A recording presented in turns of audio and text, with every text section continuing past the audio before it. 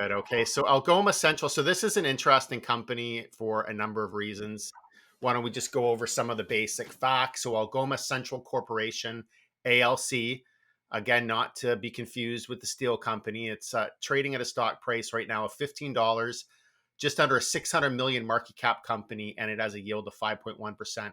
So what they are is they're a marine transportation logistics company. They actually operate the largest fleet on the Great Lakes St. Lawrence Seaway. And their fleet consists of 18, according to the company description, 18 bulk dry vessels, as well as another seven product tankers.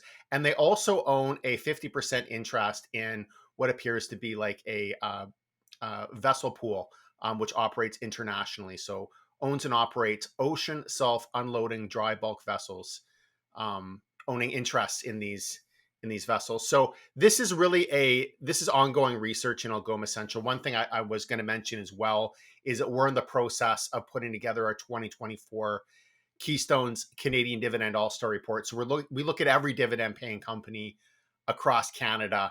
Specifically, we're really looking at companies that are growing their dividends as well. And Algoma is a company which, for various reasons that I'll talk about, it screens relatively well, not on all metrics, but on some. So it is this is research in process. If we look at their company presentation, it states they have interest in 84 vessels operating globally, 13 vessels under construction. So many of these must be partial interests in vessels, given that they had listed their fully owned vessels in their company description. But this is something that we clarify with management when we talk to them. So looking at the 12-month stock chart, not great performance. Down a little bit. Started the period at about 16.40, down at about $15 now. If we look at a 5-year stock chart, not really much has happened even over the last 5 years. Quite flat for a period of time. So let's just see what's going on with the company in terms of the financial performance. So a Q3 2023 financial highlight. So fairly lackluster quarter here. Revenue was up 3.3%. Adjusted operating income was down 5%. Adjusted operating margin down 170 basis points, and then adjusted EPS down about 16%. So this is actually off of a very strong year of financial performance in 2022. Now, we all remember the supply chain issues that the world was encountering in 2022. A lot of the transportation companies were making huge money during this period of time. But really, the last 3-4 years, the company has done relatively well financially.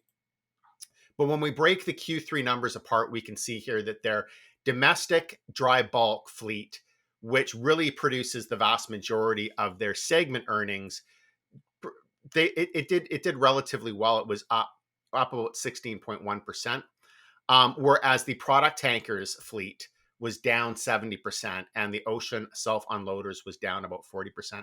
So it was these two smaller segments of the business that were really impacting financial results. The core business seems to continue to be performing very well, but even these smaller segments, they can have an impact when the declines are so extreme. Talk a little bit on management commentary. So one of the things that impacted the financial results in October, there was a work stoppage that led to an 8-day closure of the Seaway. So this caused significant delays for the domestic dry bulk fleet. In spite of that, this segment of the business actually still performed relatively well. Looking forward, the company is anticipating steady demand for product tankers for the rest of the year. So that would be Q4, although energy markets are expected to continue to be volatile. The international business faces tight supply right now and steady volumes in certain sectors, but the ongoing global economic and geopolitical challenges are expected to put negative pressure on rates. And just recently, about a week ago, actually, in January of this year, the company announced an acquisition of two 2009 built product tankers from Norway Shipping. So looking at the balance sheet here, good solid balance sheet, about 384 million in debt, 760 million in equity. The leverage ratios look good. Debt to equity about 1.8 times, debt to EBITDA about 1.8 times, debt to equity of 0.5.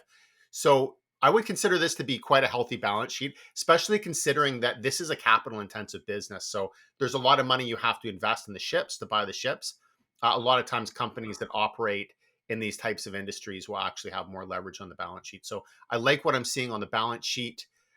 In terms of analyst estimates and valuation, earnings are expected to decline about 26% for the full year of 2023 and then grow about 7% next year. Now, I am going to provide a caveat here.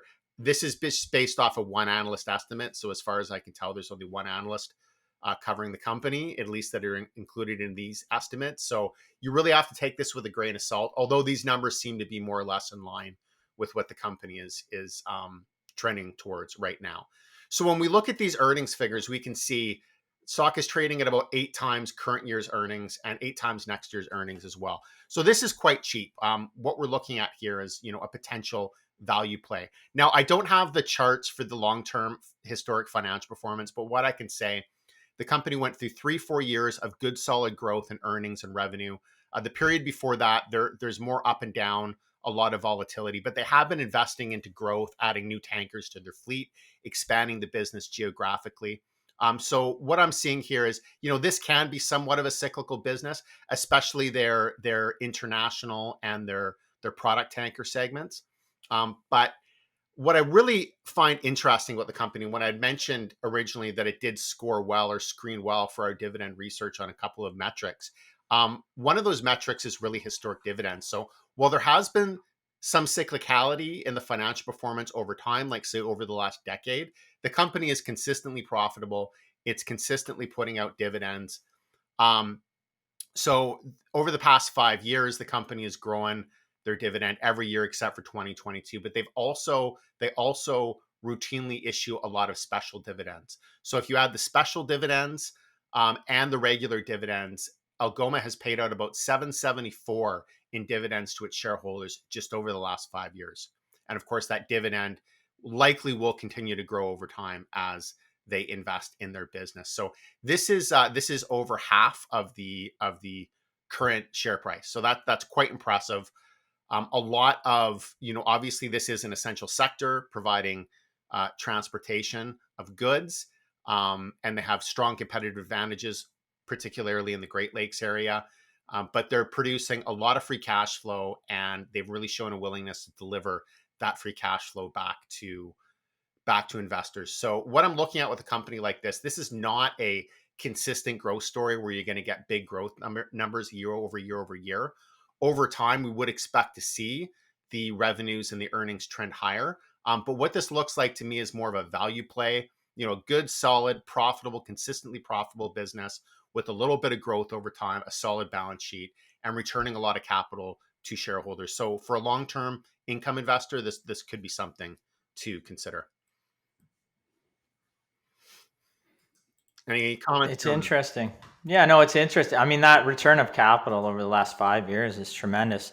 It looks like they had a boom probably in 2020, where they probably made some windfall cash during the pandemic period. Or they had, or maybe they built up some cash, but that was a huge payout in 2020. This past year, a strong payout as well. Mm-hmm. So, I mean, if you could forecast that type of payout over the next 5 years, then based on then it's a the no-brainer. tremendous Yeah, then special it's a dividend, no-brainer. yeah, it would be. Yeah. But I think that would be very difficult, and it's probably unlikely that they're able to pay that much out over the next 5 years. But it if it's cash that's there, it's shown the ability and shown the willingness to pay it out, and then it still has a decent balance sheet now, right? Yeah, I mean, about a third of that 774 was paid out in 1 year as a special dividend. Yeah. Over a third 2020, actually. right? So yeah, there you could definitely make the point.